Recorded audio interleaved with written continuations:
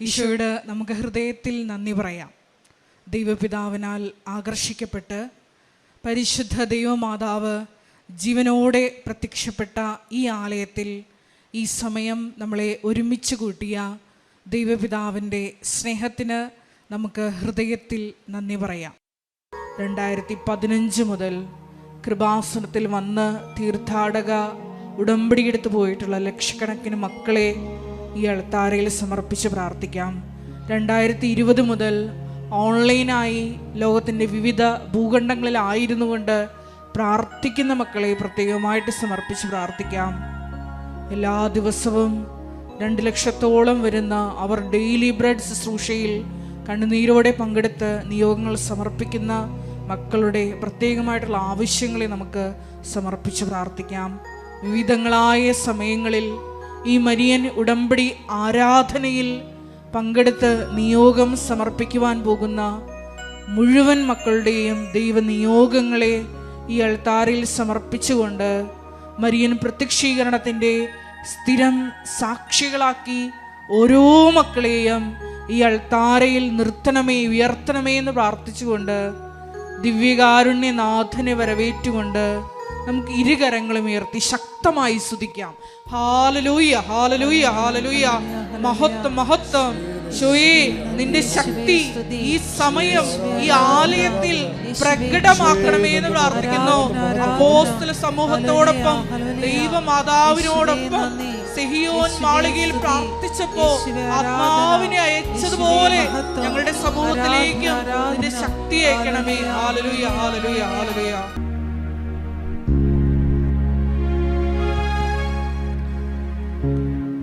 നമുക്കെല്ലാവർക്കും കൃപാസനം മരിയൻ പ്രത്യക്ഷീകരണ മധ്യസ്ഥ പ്രാർത്ഥന ഏറ്റുചൊല്ലി പ്രാർത്ഥിക്കാം.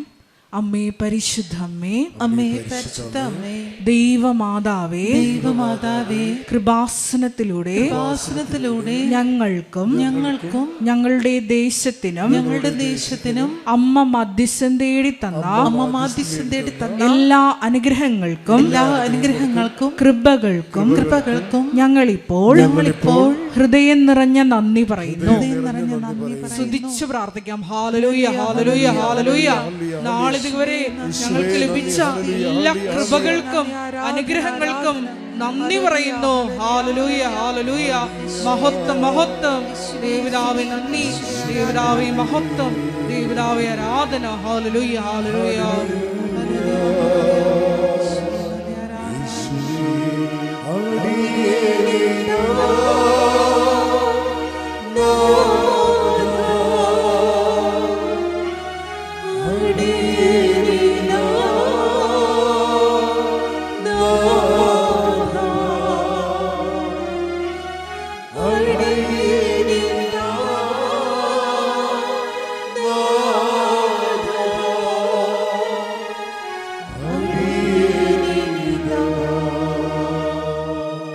പരിശുദ്ധ പരമ ദിവ്യ കാരുണ്യത്തിന് നേരവും ആരാധനയും സ്തുതിയും പുകഴ്ചയും ഉണ്ടായിരിക്കട്ടെ. പരിശുദ്ധ പരമ ദിവ്യ കാരുണ്യത്തിന് നേരവും ആരാധനയും സ്തുതിയും പുകഴ്ചയും ഉണ്ടായിരിക്കട്ടെ. പരിശുദ്ധ പരമ ദിവ്യ കാരുണ്യത്തിന് നേരവും ആരാധനയും സ്തുതിയും പുകഴ്ചയും ഉണ്ടായിരിക്കട്ടെ. അമ്മേ പരിശുദ്ധമ്മേ, അമ്മേ പരിശുദ്ധ അമ്മേ, ദൈവമാതാവേ, ദൈവമാതാവേ, 2004 ഡിസംബർ 7-ാം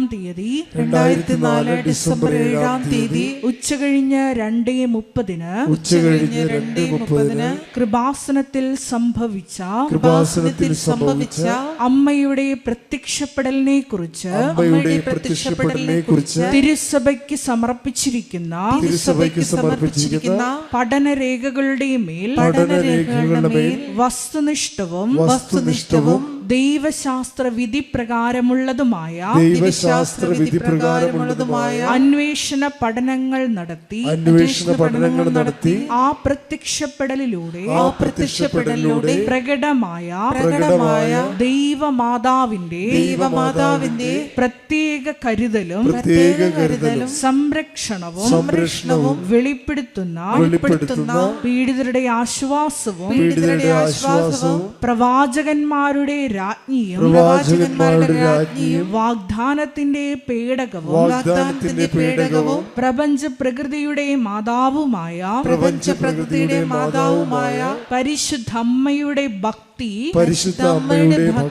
തിരുസഭയിൽ കൂടുതൽ പ്രചരിച്ച് ജീവിതത്തിന്റെ ദുരിത ദുരന്ത അവസ്ഥകളിൽ അകപ്പെട്ട് കഴിയുന്ന അനേകായിരം മക്കൾക്ക് ദൈവത്തിന്റെ സാന്നിധ്യവും സന്ധിപ്പും കൂടുതൽ അനുഭവിക്കുക വഴി ആത്മീയ വിശുദ്ധിയും ദൈവശക്തിയും കൈവരിക്കുവാൻ ഞങ്ങളുടെ കുടുംബങ്ങളെ ഇടയാക്കണമേ. സ്തുതിച്ചു പ്രാർത്ഥിക്കാം. Hallelujah, hallelujah, hallelujah. മരിയൻ ഉടമ്പടി എടുത്ത് പ്രാർത്ഥിക്കുന്ന ഞങ്ങളുടെ കുടുംബങ്ങളെ വിശുദ്ധീകരിക്കണമേ എന്ന് പ്രാർത്ഥിക്കുന്നു, ശക്തീകരിക്കണമേ എന്ന് പ്രാർത്ഥിക്കുന്നു, ആത്മാവാൽ വഴി നടത്തണമേ എന്ന് പ്രാർത്ഥിക്കുന്നു, സാക്ഷികളാക്കി ഉയർത്തണമേ എന്ന് പ്രാർത്ഥിക്കുന്നു. Hallelujah, hallelujah. മഹത്വം, മഹത്വം, ആരാധന, ആരാധന. Hallelujah, hallelujah, hallelujah.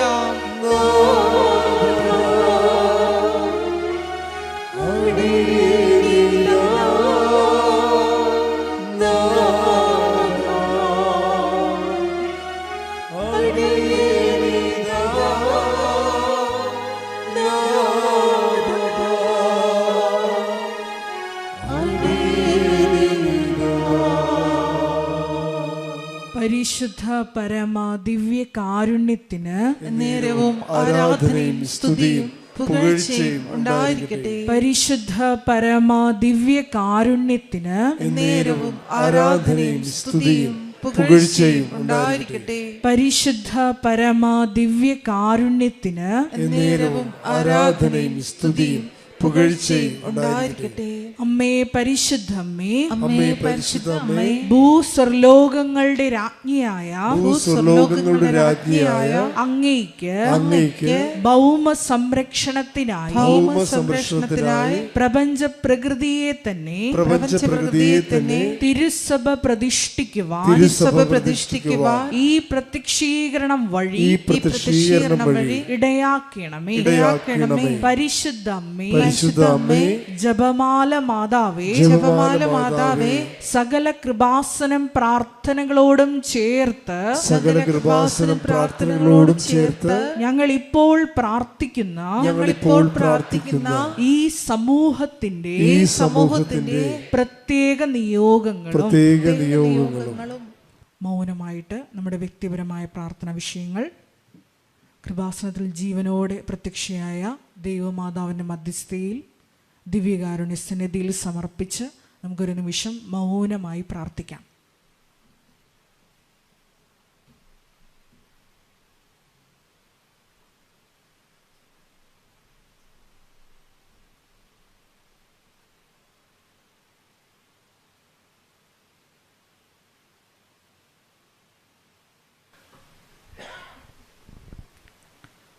അമ്മയുടെ പ്രത്യക്ഷീകരണത്തിന്റെ ഈ അനുഗ്രഹവേളയിൽ ഞങ്ങൾക്ക് സാധിച്ചു തരുവാൻ കനിയണമേ. ആമേൻ. സ്തുതിച്ചു പ്രാർത്ഥിക്കാം. Hallelujah, hallelujah, hallelujah. മഹത്വം, മഹത്വം, ആരാധന, ആരാധന. Hallelujah, hallelujah, hallelujah. മഹത്വം, മഹത്വം, ആരാധന, ആരാധന. Hallelujah, hallelujah, hallelujah, hallelujah, hallelujah, hallelujah, hallelujah. നമുക്കെല്ലാവർക്കും ഗായക സംഘത്തോട് ചേർന്ന് ദൈവത്തെ മഹത്വപ്പെടുത്തി സന്തോഷത്തോടെ ദൈവസ്നേഹത്തോടെ കരങ്ങളടിച്ച് പാടി പ്രാർത്ഥിക്കാം.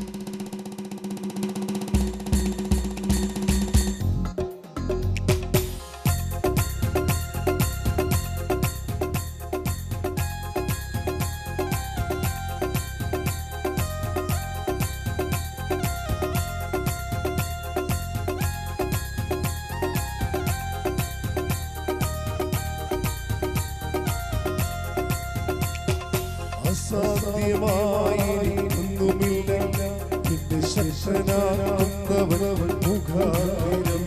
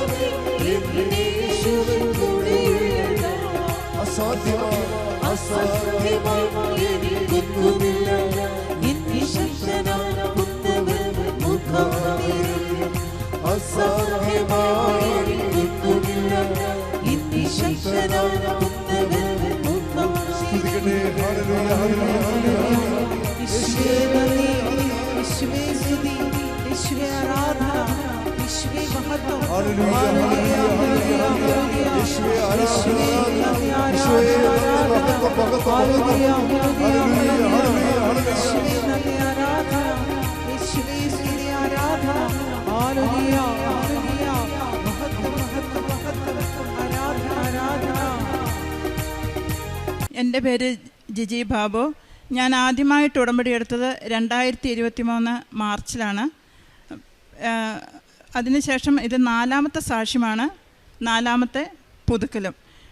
കഴിഞ്ഞ പ്രാവശ്യം ഞാനിവിടെ വന്നപ്പോൾ എനിക്ക് ക്യാൻസർ ആകേണ്ടിയിരുന്ന ഒരു മുഴ, അത് ക്യാൻസറിൻ്റെ തൊട്ട് മുമ്പിലുള്ള സ്റ്റേജിലായിരുന്നു. അത് തക്ക സമയത്ത് എടുത്തു, അത് സാക്ഷ്യത്തിൽ പറഞ്ഞതാണ്.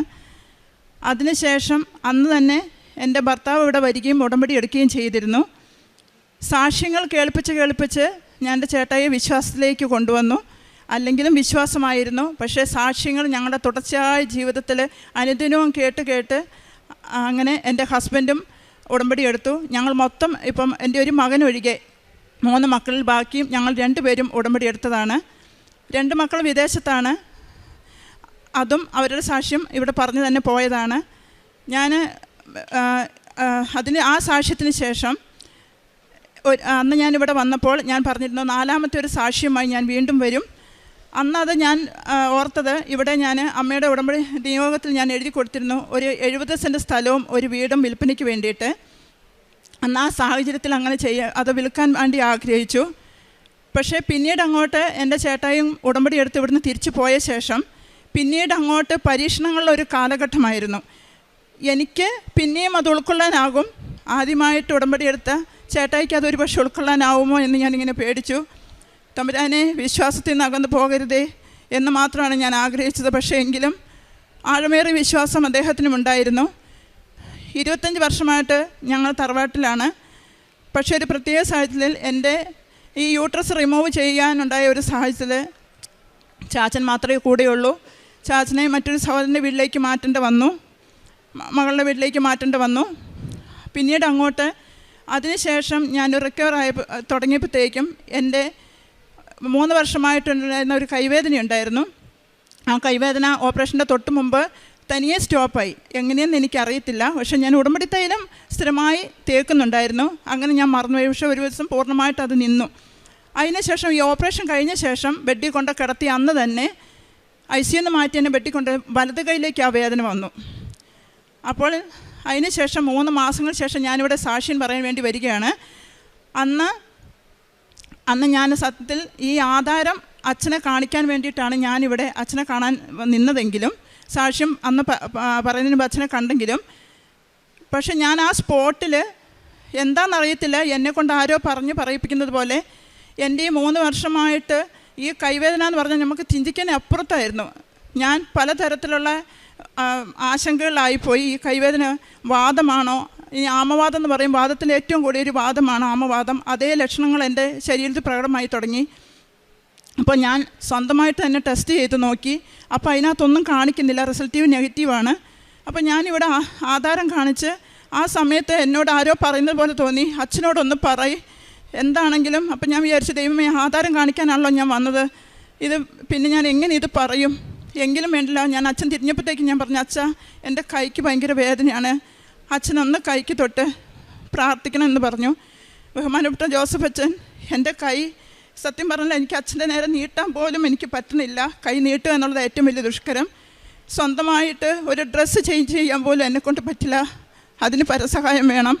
ഞാൻ ആ കൈ അച്ഛൻ്റെ കൈകളിൽ അച്ഛൻ ഈ കൈ താങ്ങിക്കൊണ്ട് തന്നെ പരിശുദ്ധ അമ്മയെ നോക്കി 10 മിനിറ്റ് അച്ഛൻ നിന്ന ശേഷം ഒന്നുമില്ല എന്നാണ് എന്നോട് കൈകൊണ്ട് ആംഗ്യം കാണിച്ചത്. അപ്പോൾ ആ ഒരു വിശ്വാസത്തിൽ ഞാൻ പോയി. അതുവരെ കൈപൊക്കി ഒന്ന് സ്തുതിക്കാൻ പോലും ചിലപ്പോൾ ഞാൻ ഓർക്കാറുണ്ട്, ഈ കൈകളുണ്ടെന്ന് എനിക്ക് സ്തുതിച്ച് പ്രാർത്ഥിക്കാൻ പോലും പറ്റാറില്ലല്ലോ എന്ന്. അപ്പോൾ അതിനുശേഷം എൻ്റെ കൈ പൊങ്ങി, എൻ്റെ പ്രാഥമിക ആവശ്യങ്ങൾ പോലും എൻ്റെ വലത് കൈയായിട്ട് നിർവഹിക്കാൻ പറ്റുകയില്ലായിരുന്നു. അച്ഛൻ കണ്ട് ബ്ലസ് ചെയ്ത ശേഷമാണ് എനിക്ക് ആ ഒരു രോഗശാന്തി എനിക്ക് കിട്ടിയത്. പിന്നീട് വേദനകളുണ്ടെങ്കിലും എനിക്ക് സഹിക്കുവാനുള്ള കൃപ നന്നായിട്ട് എനിക്ക് കിട്ടി. എനിക്ക് സഹിക്കാൻ പറ്റുന്നതിനപ്പുറമായിരുന്നു അതിനു മുമ്പ്. പിന്നീട് വേദന വരുമെങ്കിലും അത് വന്നു പോയിക്കൊണ്ടേയിരുന്നുള്ളൂ, സ്ഥിരമായിട്ട് എന്നെ ശല്യപ്പെടുത്താറില്ല. അങ്ങനെ എനിക്ക് ആ ഒരു വലിയൊരു രോഗസൗഖ്യം എനിക്ക് കിട്ടി. അതിനുശേഷം ഞങ്ങളുടെ തറവാട് വീതം 25 വർഷമായിട്ട് എഴുതി തരാതെ ഇരിക്കുന്ന ഒരവസ്ഥയിലായിരുന്നു. ചേട്ടായി പണിത വീട് പോലും ഈ എഴുതി തരാത്ത സ്ഥലത്തായിരുന്നു ഉണ്ടായത്. അത് എഴുതി മേടിച്ചിട്ടില്ലായിരുന്നു. സത്യത്തിൽ അതൊരു വിശ്വാസത്തിൻ്റെ പുറത്തായിരുന്നു. എന്താണെങ്കിലും ഞങ്ങളാണ് അവിടെ ഉള്ളത്. പക്ഷേ കാര്യങ്ങളൊക്കെ തകിടം മറിഞ്ഞു തുടങ്ങി. എല്ലാവർക്കും ആ ഒരു സ്ഥലം മാത്രം മതി. പലരും അത് മാത്രം കണ്ണുവെച്ചു. അപ്പോൾ എല്ലാവരും വിചാരിച്ചു, ഇത് എഴുതി തരാത്ത സ്ഥിതിക്ക് ഒരുപക്ഷെ ഞങ്ങൾ എപ്പോൾ വേണമെങ്കിലും ഞങ്ങൾക്ക് അവിടെ നിന്ന് ഇറങ്ങി കൊടുക്കേണ്ടി വരും. ചാച്ചൻ അതിനോട്ട് സമ്മതിക്കുന്നുമില്ല. ഒരു തരത്തിലും അതിനൊരു അനാസ്ഥ വന്നു തുടങ്ങി. അപ്പോൾ എനിക്ക് ആകെ ചെയ്യാനുണ്ടായിരുന്ന നമ്മുടെ ഉടമ്പടി ഉപ്പ് പറമ്പിൻ്റെ 4 മൂലയ്ക്കും കൊണ്ടിട്ടു. ഇനി അഥവാ അമ്മേ, ഈ വെച്ച വീട് പോലും ഞങ്ങൾ വിട്ടുകൊടുക്കാൻ തയ്യാറാണ്, ഞങ്ങൾക്ക് വീതം പോലും വേണ്ട, അത് പങ്കിട്ടെടുത്തോട്ടെ, ആര് വേണമെങ്കിലും എടുത്തോട്ടെ, വിട്ടു. പക്ഷേ ഇതൊന്നും ആരും അറിയുന്നില്ല. വിട്ടുകൊടുക്കാൻ തയ്യാറാകുന്നതോ ഒന്നും ആരും തയ്യാറാകാതെ പലതരത്തിലുള്ള പ്രശ്നങ്ങളിൽ കൂടെ ഞങ്ങൾ കടന്നുപോയി. അപ്പോൾ എന്നെ അറിയാവുന്ന 2-3 സുഹൃത്തുക്കൾ പറഞ്ഞു, നിങ്ങളുടെ ആ നിരപരാധിത്വം ഒന്ന് വെളിപ്പെടുത്തുക, ഇങ്ങനെയാണ് അവസ്ഥയുള്ളത്, ഞങ്ങളുടെ കയ്യിൽ ആധാരമോ ഒന്നുമില്ല, പക്ഷേ എന്നിട്ടും ഞങ്ങൾ പലതരത്തിലുള്ള കുറ്റപ്പെടുത്തലിലൂടെ കടയിലൂടെ കടന്നുപോയി. പക്ഷേ അന്നേരം എനിക്ക് ധൈര്യം പകരാൻ, ഞാൻ നിൻ്റെ കൂടെ ഉണ്ട് എന്ന്, നീ ശാന്തമായി ഇരുന്നാൽ മതി, ഞാൻ ആരോടൊന്നും പറയാൻ പോയില്ല. പക്ഷേ എനിക്ക് രംഗം കൈവിട്ട് പോകുമെന്ന് കണ്ടപ്പോൾ ഞാൻ ഒരു വ്യക്തിയോട് കാര്യങ്ങൾ തുറന്നു പറഞ്ഞപ്പോഴാണ് അവർ പോലും അറിയുന്നത് ഇങ്ങനെയാണ് അവസ്ഥയുള്ളത്. അപ്പോൾ ഒരാൾ എന്നോട് പറഞ്ഞു, നീ ഇങ്ങനെ വെച്ചുകൊണ്ടിരുന്നിട്ട് കാര്യമില്ല, കാര്യങ്ങളെല്ലാവരും അറിയട്ടെ, നിങ്ങളുടെ അടുത്ത് പ്രശ്നങ്ങളില്ല എന്നുള്ളത്, നിങ്ങൾ വിട്ടുകൊടുക്കാൻ തയ്യാറാണ് എന്നുള്ളത്.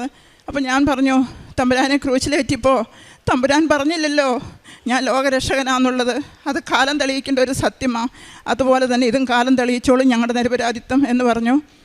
പിന്നെ എനിക്ക് തോന്നി, ഞാനവിടെ ശാന്തമായിട്ടിരുന്നു. അമ്മ തന്നെ രംഗത്തിറങ്ങി, പരിശുദ്ധ അമ്മ തന്നെ രംഗത്തിറങ്ങിക്കൊണ്ട് ഈ പ്രശ്നമായ സ്ഥലം, കാരണം അവിടെയാണ് ഞങ്ങൾ വെച്ച വീടിരിക്കുന്നത്, യാതൊരു പ്രൂഫുമില്ല, എന്തും ചെയ്യാം, ഒരു ഞങ്ങൾക്കൊരു തെളിവുകളുമില്ല ഞങ്ങളുടെ കയ്യിൽ. അപ്പോൾ അമ്മ തന്നെ.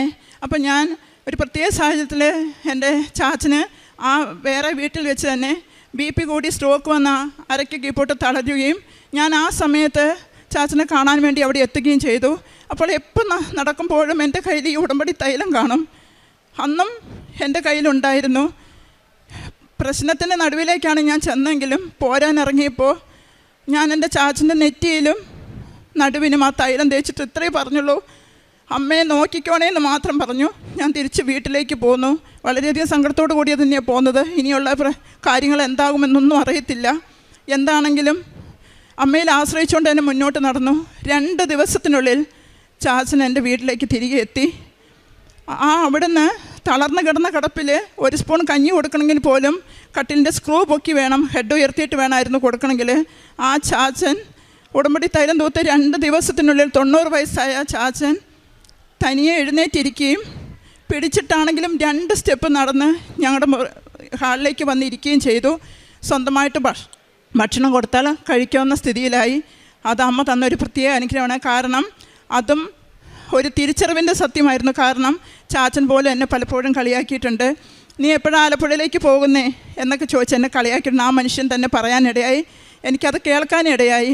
കാരണം നീ എൻ്റെ തലയിൽ ഉടമ്പടി നിൻ്റെ തൈലം തൂത്തപ്പോൾ എന്നിലുണ്ടായിരുന്ന എല്ലാ പൈശാചികതയും പോയിന്ന് ആ മനുഷ്യൻ തന്നെ എന്നോട് പറയുകയാണ്. നീ എന്ത് പറഞ്ഞാലും മാതാവ് കേൾക്കും, മാതാവ് എന്ത് പറഞ്ഞാലും നീയും കേൾക്കും. ആ ഒരു വാക്ക് ചാച്ചൻ തന്നെ പറഞ്ഞപ്പോൾ ഞാൻ അനുഭവിച്ച ആ സന്തോഷം നിങ്ങൾക്ക് ഊഹിക്കാൻ കഴിയും. ആ അംഗീകാരം എനിക്കത് മാത്രം മതിയായിരുന്നു. പിന്നീട് അങ്ങോട്ട് പലരും സ്വന്തമാക്കണമെന്ന് വിചാരിച്ച ആ ആധാരം ഞങ്ങളുടെ കൈകളിലേക്ക് തന്നെ ചാച്ചൻ തിരികെ എത്തിക്കുക. സത്യത്തിൽ ഞാനത് ആഗ്രഹിച്ചിട്ടില്ലായിരുന്നു. ആ സ്ഥലം വിട്ടുകൊടുക്കാൻ ഞങ്ങൾ എന്നേ തയ്യാറായിരുന്നു. പക്ഷെ അതാരും അറിഞ്ഞില്ല. തെറ്റിദ്ധാരണയുടെ പുറത്തുകൂടെ മാത്രം കടന്നുപോയ ആ സമയങ്ങളിൽ പരിശുദ്ധ അമ്മ എൻ്റെ ഒപ്പം നിൽക്കുന്നത് എനിക്കറിയാമായിരുന്നു. ഞങ്ങൾക്ക് വേറെ ആരുമില്ലായിരുന്നു, ആരും തുണയ്ക്കാനില്ലായിരുന്നു. സത്യാവസ്ഥ ആർക്കും അന്വേഷിക്കണ്ടായിരുന്നു. എന്താണ് സംഭവിക്കുന്നതെന്ന് ആർക്കും അറിയണ്ടായിരുന്നു. കുറ്റപ്പെടുത്താനും ഭാഷിപ്പിക്കാനും പരിഹാസങ്ങളും എന്നെ മാതാവ് എന്ന് വരെ വിളിച്ച് കളിയാക്കി. അപ്പോൾ അവർക്കറിയാം ഉടമ്പടി തൈലം തൂത്ത് ഞാൻ അവിടെ ചെന്നിട്ട് എന്തോ ചെയ്തിട്ട് പോന്നു. അതിനുശേഷമാണ് ചാച്ചന് ഈ മാറ്റം വന്നതെന്ന് അവർക്കും മനസ്സിലായി. അവരെന്നെ മാതാവെന്നും പലതരത്തിൽ കൃപാസനവുമായിട്ട് ബന്ധപ്പെട്ട് ഏതെല്ലാം തരത്തിൽ എന്നെ അപമാനപ്പെടുത്താവോ, മുറിവേറ്റ വാക്കുകൾ അതെനിക്ക് പറയാൻ പോലും ഇനിയിപ്പോൾ ശക്തിയില്ല. അത്രയും വാക്ക് പറഞ്ഞ ആ മനുഷ്യൻ എൻ്റെ വീട്ടിലേക്ക് 2 പ്രാവശ്യം കയറി വരാനിടയായി. ഇന്ന് ഞാൻ കൃപാസനത്തിൽ ഇവിടെ വന്ന് നിൽക്കുമ്പോൾ ഇന്നലെ ആ മനുഷ്യൻ എൻ്റെ വീട്ടിലേക്ക് കയറി വരാനിടയായി. അത് അമ്മ എന്നെ ഒന്ന് അളന്നത് തന്നെയായിരുന്നു. കാരണം എനിക്ക് സാഹചര്യമുണ്ടായിരുന്നു, അതിലപ്പുറം തിരിച്ചടിക്കാനുള്ള സാഹചര്യം എനിക്ക് തന്നിരുന്നു. പക്ഷെ ഞാൻ അതൊന്നും ഓർക്കാതെ തന്നെ ഞാൻ മറന്ന് കളഞ്ഞു, ക്ഷമിച്ചു. അങ്ങനെ ആ ഒരു ആധാരവും കൂടെ എൻ്റെ കൈകളിലേക്ക്, എൻ്റെ ചേട്ടയുടെ കയ്യിലേക്ക് വെച്ച് കൊടുത്തു. പിന്നെ അങ്ങനെ ആ ഒരു വലിയൊരു പ്രശ്നത്തിൽ നിന്ന് കരകയറാൻ പറ്റി.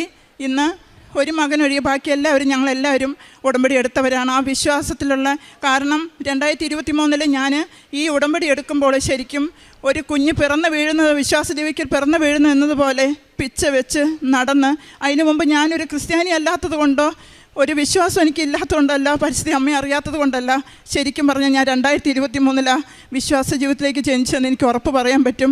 ഇന്ന് പിച്ച വെച്ച് നടന്ന് നിവർന്ന് ഞാൻ നേരെ നിൽക്കുന്നുണ്ടെങ്കിൽ അത് ആ ഉടമ്പടിയുടെ ഒരൊറ്റ ബലമാണ്. ഇന്ന് എന്ത് വന്നാലും ഞാൻ മനസ്സിലോർക്കും, തമ്പുരാനെ ഈ ഉടമ്പടി അമ്മ ഇവിടെ പ്രത്യക്ഷപ്പെട്ട് ഈ ഉടമ്പടി കൈമാറിയില്ലായിരുന്നെങ്കിൽ പിന്നെ ജോസഫ് അച്ഛനെ സ്വപ്നത്തിൽ കാണാൻ എനിക്കിടയായി. ഈ പ്രശ്നങ്ങൾ കൂടെ കടന്നു പോകുമ്പോൾ ജോസഫ് അച്ഛൻ കാണുകയും അച്ഛൻ എന്നോട് ഒരു വാക്കാണ് പറഞ്ഞത്. ഞാൻ എന്തൊക്കെയോ സങ്കടങ്ങൾ പറഞ്ഞ് അച്ഛനെ നോക്കി പൊട്ടിക്കരഞ്ഞപ്പോൾ അച്ഛൻ ആ സ്വതസിദ്ധമായ ചിരിയോടുകൂടി എൻ്റെ തലയിൽ തഴുകി വെച്ച് ഇത്രമാത്രം പറഞ്ഞു, മാതാവ് നിന്നെ അനുഗ്രഹിക്കും. എനിക്കൊന്നും മനസ്സിലായില്ല. 2 ദിവസം കഴിഞ്ഞു. തൊട്ടടുത്ത ദിവസങ്ങൾ തന്നെ പരിശുദ്ധ അമ്മയെ ഞാൻ ഇതേപോലെ തന്നെ ഇതേ ഡ്രസ്സിൽ അമ്മ എൻ്റെ വീട്ടിൽ വന്നു.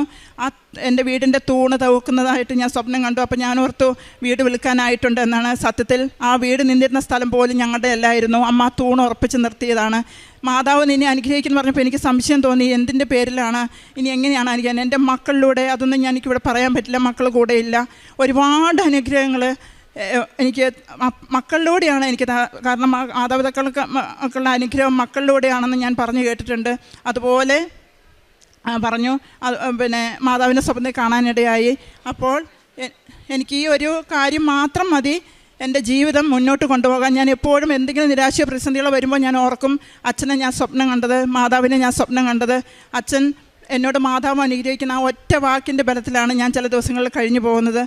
അതുപോലെ എൻ്റെ ചേച്ചിക്ക് തൊണ്ടയ്ക്കൊരു തടസ്സം, ഭക്ഷണം കഴിക്കുമ്പോൾ വേദനയേക്കാൾ ഉപരി ഭയങ്കര തടസ്സമായിരുന്നു. അപ്പോൾ ഡോക്ടർ പറഞ്ഞു ക്യാമറ വെച്ച് നോക്കണം. എന്താ, അപ്പം ഞങ്ങൾക്ക് പെട്ടെന്ന് വിഷമായി, എന്തെങ്കിലും മാരകമായ പ്രശ്നങ്ങളാണോ, അതാണല്ലോ നമുക്ക് ആദ്യം ചിന്ത വരുള്ളൂ. അപ്പോൾ ഞാൻ പറഞ്ഞു, എന്തായാലും നമ്മൾ ഉടമ്പടിയിലല്ലേ, ഒട്ടും പേടിക്കണ്ട, ഡോക്ടർ എന്ത് വേണമെങ്കിലും പറഞ്ഞോട്ടെ, ഉടമ്പടി തൈലം തൂത്തോണ്ടിരുന്നോ. അങ്ങനെ പുള്ളി തുടർച്ചയായിട്ട് തൂക്കുകയും 2 ആഴ്ചയോളം അനുഭവിച്ചതാണ് ആ വിഷമം. അത് ഒരു പ്രത്യേക ഒരു അവസ്ഥയായിരുന്നു. പക്ഷേ ആ ഉടമ്പടി തൈലം തൂത്ത് പ്രാർത്ഥിച്ചതിൻ്റെ പേരിൽ ചേച്ചിക്ക് ഒരുപാട് പൂർണ്ണമായിട്ടെന്ന് പറഞ്ഞതുപോലെ കുറഞ്ഞു. പിന്നീട് ഡോക്ടറെ അടുത്ത് ചെന്നപ്പോൾ ചെക്കപ്പ് ചെയ്ത് ക്യാമറ വെച്ച് നോക്കിയപ്പോൾ തൊണ്ടയിൽ യാതൊരു പ്രശ്നവും ഇല്ല എന്നുള്ളതാണ് പറഞ്ഞത്. അങ്ങനെ ഉടമ്പടി ഉപ്പ് കഴിക്കുമായിരുന്നു. ഉടമ്പടി ഉപ്പ് ഭക്ഷണത്തിലും അല്ലാതെയും കഴിക്കാറുണ്ടായിരുന്നു. തൈലം ദിവസവും തൊണ്ടയിൽ തൂക്കുമായിരുന്നു. പിന്നെ പ്രേക്ഷിത പ്രവർത്തനം എന്ന് പറയുമ്പോൾ ഞങ്ങൾ 2 പേരും ഗവൺമെൻറ് ഹോസ്പിറ്റലിൽ പോയി ഭക്ഷണം കൊടുക്കുകയും, കാരണം എൻ്റെ ജീവിതം തന്നെ സാക്ഷ്യമാക്കിക്കൊണ്ട് ഞാൻ അവരോട് പറഞ്ഞാണ് ഞാൻ പത്രം കൊടുക്കുന്നത്. ക്രൈസ്തവരുടെ പ്രത്യേകിച്ച് ഓട്ടോ സ്റ്റാൻഡുകളിൽ, മറ്റുള്ള ഇടകളിൽ. ഇനിയിപ്പോൾ അൽമായർ പോലും ആണെങ്കിൽ പത്രം മേടിക്കാത്തൊരു വല്ലാത്ത മുഖം തിരിക്കുന്ന അവസ്ഥയിൽ നിങ്ങൾക്ക് അതിനുള്ള ദൈവകൃപ ഇല്ലാത്തതുകൊണ്ടായിരിക്കാം എന്ന് പറയേണ്ട ഒരു സാഹചര്യം പോലും എനിക്ക് ആരാണ് പറഞ്ഞതെന്ന് എനിക്കിപ്പോഴും ഓർമ്മയില്ല. ഞാൻ അങ്ങനെ പറഞ്ഞിട്ടുണ്ട്. അങ്ങനെ കാരണം അത് ചിലർ കൈനീട്ടി മേടിക്കും, ചിലർ മുഖം തിരിച്ചു പോകും. അങ്ങനെയുള്ളിടത്ത് ഞാൻ നമ്മുടെ ഇടയിൽ മാത്രം കൊടുക്കാതെ അക്രൈസ്തവരിലാണ് അധികം കൊടുക്കുന്നത്. പിന്നെ പറ്റുന്നത് പോലെ മുന്നിൽ വരുന്നവർക്ക് അല്ലെങ്കിൽ അർഹതയുള്ളവർക്ക് സഹായം ചെയ്യാറുണ്ട്. ഓർഫനേജുകളിലും മറ്റുള്ള അനാഥാലയങ്ങളിലൊക്കെ പോകാറുണ്ട്. പരിശുദ്ധ അമ്മ ജീവനോടെ പ്രത്യക്ഷപ്പെട്ട ഈ അൾത്താരയിൽ കയറി നിൽക്കുവാൻ ഭാഗ്യം ലഭിച്ചതിന് പരിശുദ്ധ അമ്മയ്ക്കും ഈശോയ്ക്കും ഒത്തിരി നന്ദി പറയുന്നു. 2023 ജനുവരി 31 ഞാൻ ഉടമ്പടി എടുത്തത്. ഇതെൻ്റെ 6ാമത്തെ പുതുക്കലാണ്. പിന്നെ എനിക്ക് 10 വർഷത്തോളം ഒരു വീട്ടിലേക്കുള്ളൊരു വഴി ഭയങ്കര തടസ്സമായി കിടക്കുകയായിരുന്നു. അത് കയറി ഇറങ്ങാനോ ഒരു വണ്ടി കയറുവാനോ ഒന്നും പറ്റില്ലായിരുന്നു. അതിവിടെ വന്ന് ഞാൻ ഉടമ്പടി എടുത്ത് ആദ്യത്തെ ഉടമ്പടിയിൽ തന്നെ എനിക്ക് ആ റോഡ് കോൺക്രീറ്റ് ചെയ്ത് കിട്ടി. പരിശുദ്ധ അമ്മ അതിനെന്നെ അനുഗ്രഹിച്ചു. 2ാമതായി എൻ്റെ വീട് ഒന്ന് പുതുക്കി പണിയാൻ വേണ്ടി 5 വർഷത്തോളം ഞങ്ങൾ ആഗ്രഹിച്ചു. ഇവിടെ വന്ന് ഉടമ്പടിയിൽ 2ാമത്തെ പുതുക്കലോടുകൂടി തന്നെ ആ പരിശുദ്ധ അമ്മ ആ വീട് നല്ല മനോഹരമായി പണിത് തരികയും ചെയ്തു. ഇത്രയും പറഞ്ഞുകൊണ്ട് എൻ്റെ സാക്ഷി ഞാനിവിടെ നിർത്തുന്നു. ഇത്രയും അനുഗ്രഹങ്ങൾ തന്ന പരിശുദ്ധ അമ്മയ്ക്ക്, തിരുക്കുമാരന് കോടാനുകോടി നന്ദി പറയുകയാണ്.